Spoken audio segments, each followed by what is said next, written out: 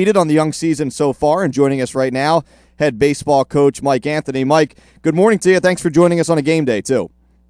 Hey, good morning. Thanks for having me, Mike. Our pleasure. ACIT, obviously not a team that a lot of people talk about, a younger program, a newer program, but, you know, if I'm not mistaken, 3-0 so far this season? How excited are you to see this fast start from your team? 2-0 so far, but with Wildwood Catholic and Lower Cape May, but yeah, I mean, it's promising. We've seen a lot of guys stepping up, and I think this is our year we finally have developed some senior leadership with some of our guys that, you know, we have the older guys able to show the way to some of the younger guys out there.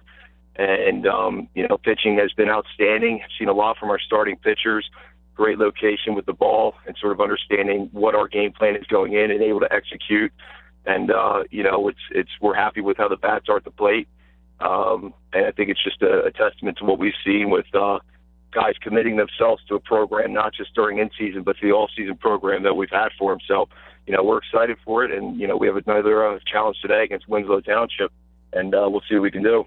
Two convincing wins, really, against Wildwood Catholic and Lower Cape May, as you mentioned there. And from top to bottom, you have to be excited. But is there a guy or two, even through two games, that's really – and maybe a guy that you didn't really know would be leading the way in the preseason, but a guy who's really stepped up once the regular season started so far? Well, we've seen senior Matt Marmero. He's done a tremendous job. He's our leadoff guy. He sort of doesn't really look like the prototypical leadoff guy. He stands about 6'3", you know, tall, lanky guy, but he's a great contact hitter, has a great, you know, IQ for the game, and he just finds ways to get on and move the ball. And he actually was our starting pitcher against Lower Cape May, went 6 hard innings for us, did a tremendous job up there, and took the game over. And, you know, he's been tremendous at, you know, 2 doubles in 2 games. And, you know, he's one of our guys that he's doing what we're expecting him to do. Another player that, you know, outstanding for us is Chris Sieg. He's a junior, 3-year varsity winner, varsity letter winner. He's doing a tremendous job today. He's going to get the ball against Winslow, and, you know, we'll see what he can do. But, you know, around the board, I'm happy with what I'm seeing. Greg Dillon, left fielder we have, he's really stepping up and coming into his own as a senior and accepting the challenges as being a leader for the team. So, you know, there's guys that we're seeing that are stepping up and understanding what it takes, not just what you need to do to win the game, but to encourage the guy next to him to be a team and to come together and really, you know, put positive things out there on the field. Mike, what are the challenges of coaching at such a new program? Obviously, ACIT, the school only opening a few years ago, only playing at the varsity level for baseball a few seasons now. And, you know, the job is honestly quite different than coaching at an established program. So maybe what are some of the hurdles that people wouldn't even consider that go into coaching at such a new program on the map here in the Cape Atlantic League? Well, it's interesting. I mean, we started 3 years ago. Basically, I sat down with our AD, Rob Wagner, and we had a sheet of paper that was a budget of what we need to start a program. So, you know, talk about really starting from scratch. We started and built it brick by brick, you know, since our first year. And, you know, it's amazing to see how far we've come. I mean, little things about, you know, we're creating jerseys. We're, you know, figuring out how we're going to arrange dugouts and, you know, putting together an entire booster program. It's just little things like that it takes away, it doesn't take away, but it's a part of the game that many people don't realize when you see the final product out in the field, that so many hours have been put in by myself, my coaching staff, and our athletic director towards building a program. And, you know, it's been great so far. Tremendous support from our parents, our administration, our coaching staff, and everybody. It's, you know, tremendous dedication that it takes and really resiliency as well, because we knew we were going to go through a couple tough years, especially developing a team and putting some younger guys out there. But everybody stayed committed to our goal of creating a program. And, you know, it's proud, you know, makes me proud to see the, you know, a testament of everybody's hard work and you know, determination to get to where we are right now.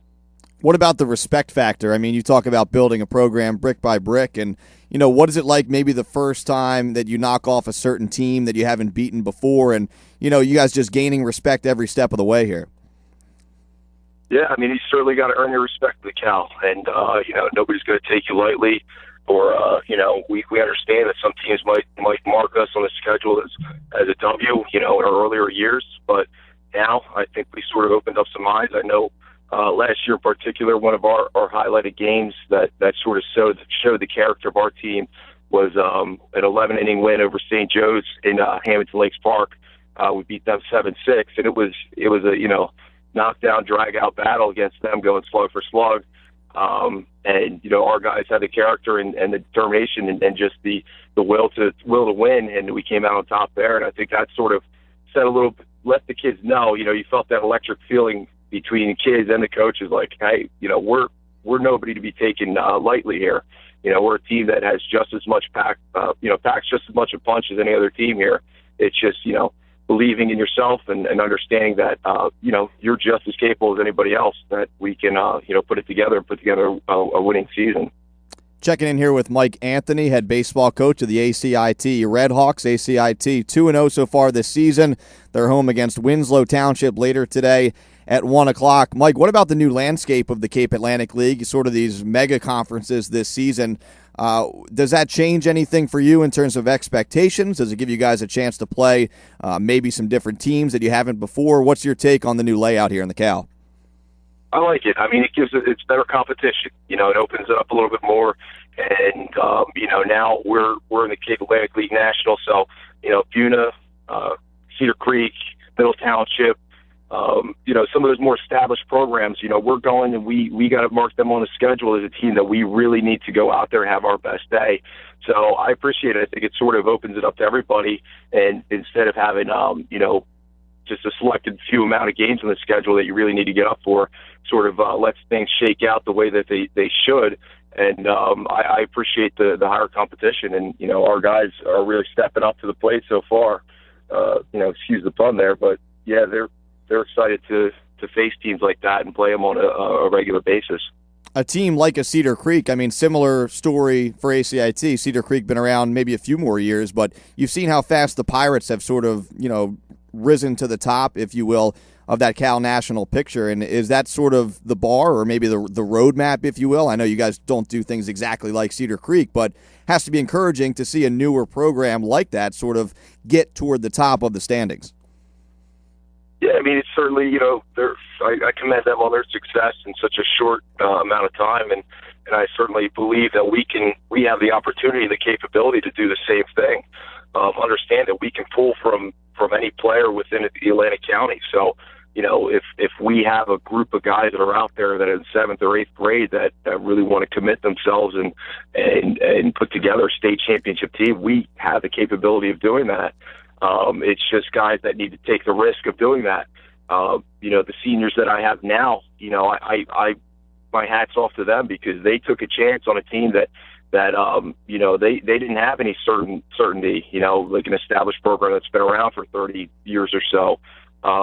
They took a chance with us, and I think they're really getting the fruit of their labors at this point, because they've committed themselves to it. They've sort of stepped outside of the box, and it's not an easy road. We've had those tough games where guys have been out there and we're taking those hard hit big losses, but they just keep coming back, and everybody's still committed to it. And it takes time. You start with a group of young guys, you eventually develop them up to senior leadership, but you eventually get there. You just have to have the patience and the commitment to it.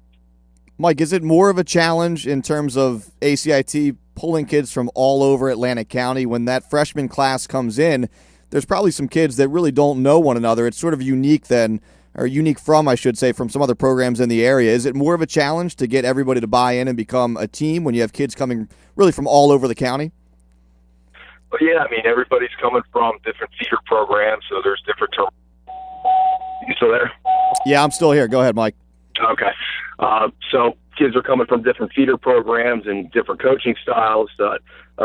We get them all together, and they understand, we present our fundamentals and what we try to preach at our program early on. And, quickly the kids come together. They're young high school kids, and they're all, quick learners and fast to adapt.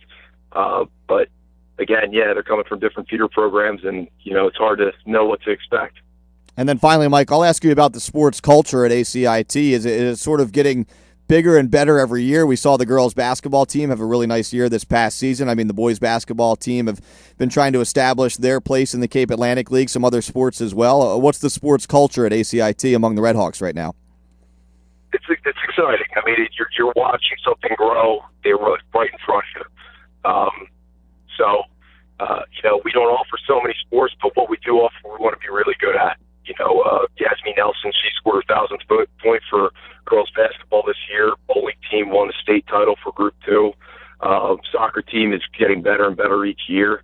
What we do, we want to be the best at it and then continue to grow from there. So it's exciting. You start to see kids come in, and before 3 or 4 years ago, everybody was like, okay, yeah, we got sports, so what? But now it's, okay, who we got today? Let's listen to the announcements, how the guys do.